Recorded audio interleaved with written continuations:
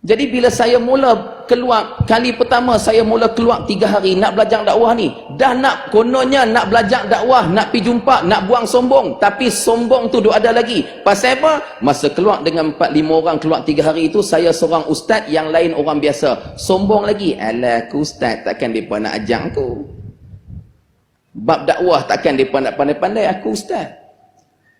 Bila keluar hari pertama tu, petang tu lepas asar, ayah-ayah ibu sekalian, bila kami nak pergi ke rumah, oleh sebab mereka ni pula, mereka tahu saya panas baran, mereka tak bagi saya bercakap. Mereka kata, ustaz, pergi rumah ke rumah, diam. Saya dalam hati ni merobak je kan, pandai macam pandai. Ni 4 mesti weh. Berapa mesti? Ni 4. Jordan, Sudan, Aceh. Tapi, terror tak terror? Terror ke tak, cakap lah. Terror kan? Terror kepala otak hampa. Kan? Bongok lagi, sombong pula tu. Sayalah saya. Apa yang berlaku ayah ibu muslim simat sekalian? Kan rumah pertama lagi Allah uji. Bagi salam tak jawab, keluar seregah kami. Mai pula dia kata. Saya nampak halus je mamat tu hari tu. 4-5 orang tu pula, saya seorang pakai serban macam ni. Dia tambah lagi, dia kata, ni serban besar macam Bengali. Saya kata, dia ni memang patah hidung dah petang ni kan.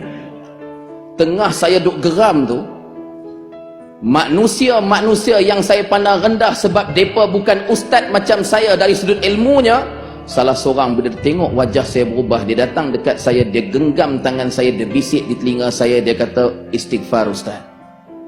Bila dia sebut suruh istighfar, dia sambung pula, dia kata, ustaz, makna sabar itu membalas segala kejahatan dengan kebaikan. Pada ketika itu saya rasa sombong saya tu, air mata saya mengalir. Sebab saya baru perasan 20 tahun saya ceramah majlis, saya tipu orang ramai di saat saya baca Al-Quran, baca hadis tentang bab sabar. Setuju? Dari praktikalnya saya sendiri tak ada sabar. Sampai orang yang saya pandang rendah ilmu mereka ni, mereka ni datang sebut dekat saya, makna sabar itu ialah membalas segala kejahatan dengan kebaikan. Hari itu muslimin muslimat ibu sekalian, Allah uji kami. Hari itu rumah kedua pula buka pintu, ludah, tutup balik. Tapi saya tak ada perasaan marah dah. Saya hanya masa air mata saya mengalir, saya hanya nekat, saya nak tengok apa mereka ni buat. Setelah dimaki, diludah, yang masyarakat cukup tak suka dengan jemaah ni. Mereka pergi rumah hampa bagi salam, hampa menyorok laki bini bawah meja makan, betul? Hampa jangan bohong. Dengar, Assalamualaikum. Laki dia kata, shh. Bini dia kata, bang, hari tu kan kita dengar ceramah, orang bagi salam wajib jawab. Kita jawab juga slow-slow dah bawah meja ni, dia kata. Kawan tu bukan nak ajak pergi karaoke, bukan nak jual barang pun, dia main tak sampai 3 minit nak habang, jom pergi masjid dekat laki kita, pula, laki hampa. Tu saja. Faham tak ni? Muslimin muslimat sekalian, bila saya tengok depa ni dimaki, diludah dan sebagainya, depa balik ke masjid tempat kami iktikaf. Yang ada masjid kata tak boleh iktikaf, sebut pula jemaah tabligh tak boleh iktikaf. Saya mula belajar 3 benda daripada orang yang saya pandang rendah ilmu depa, yang depa ni tak mengaji 4 universiti macam saya. Yang sepanjang saya belajar di universiti tak ada siapa ajak saya ilmu ni. Apa dia? Depa ajak saya hari itu 3 benda untuk menterjemahkan makna membalas kejahatan dengan kebaikan.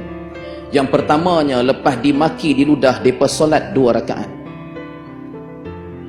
Lepas solat 2 rakaat, depa tadah tangan berdoa. Yang keduanya, tadah tangan berdoa, doa yang baik-baik untuk orang yang maki dan ludah depa. Dan yang ketiganya, depa menangis untuk orang tersebut. Menangis.